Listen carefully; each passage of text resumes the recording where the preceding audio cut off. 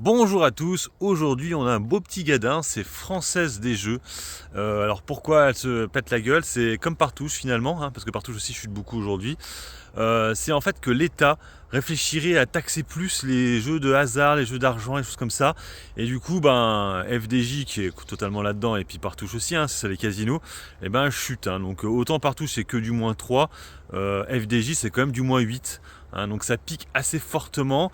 Alors il faut savoir déjà que de jouer les valeurs, parce que je rappelle que l'État est au capital de FDJ, donc c'est peut-être pas la meilleure des choses actuellement, vu que le gouvernement a besoin d'argent, donc du coup ils vont taxer les sociétés, tout ça.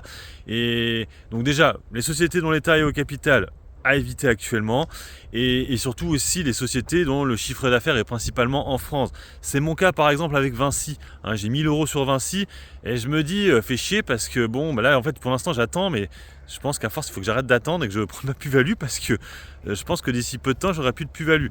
Là pour l'instant en fait on n'a pas eu encore le budget, donc pour l'instant en fait on spécule.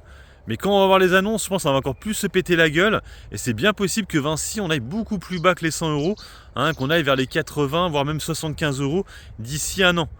Parce qu'en fait, déjà, il y avait l'histoire de la taxation, là, vous savez, tout ce qui était...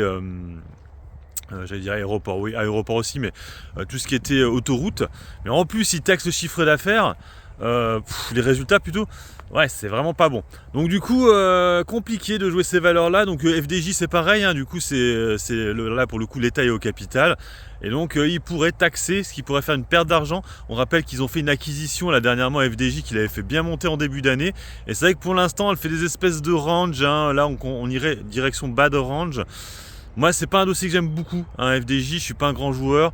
C'est vrai qu'en période de crise, on a tendance à dire que les gens ont tendance à plus jouer. Mais bon, après, ouais, s'ils taxent plus, c'est fort probable qu'ils aillent récupérer de l'argent là-dedans, parce que je vous dis, le budget est vraiment catastrophique. Et que du coup, c'est des trucs limite néfastes pour la santé, les jeux d'argent, vous le savez. Donc, ils pourraient, comme Apple Tabac. Ils pourraient aussi récupérer de l'argent dans le tabac aussi. Mais bon, on n'a pas de société cotée en bourse dans le rapport avec le cas.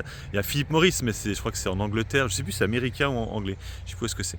Bon, bref, en tout cas, ça chute beaucoup pour FDJ aujourd'hui. -8. Est-ce que ça vaut le coup de rentrer? Non, parce que pour l'instant, il faut attendre. Je vous dis, en plus, il y a une enquête actuellement, FDJ. Toujours pas bouclée cette enquête, en rapport avec, je crois que c'était l'introduction en bourse. En fait, c'est l'Europe qui enquête sur comment s'est passée l'introduction, et je crois que le gouvernement a un peu pumpé le truc. Il y avait un truc de ce style et ça l'avait déjà fait chuter. Je crois que c'était en 2022 que ça avait été annoncé. Voilà, donc voilà les news. En tout cas, le gros gadin de la journée, c'est FDJ par rapport à l'État qui veulent taxer les jeux de hasard. Sur ce, je vous laisse, bon investissement, bon trade, ciao ciao.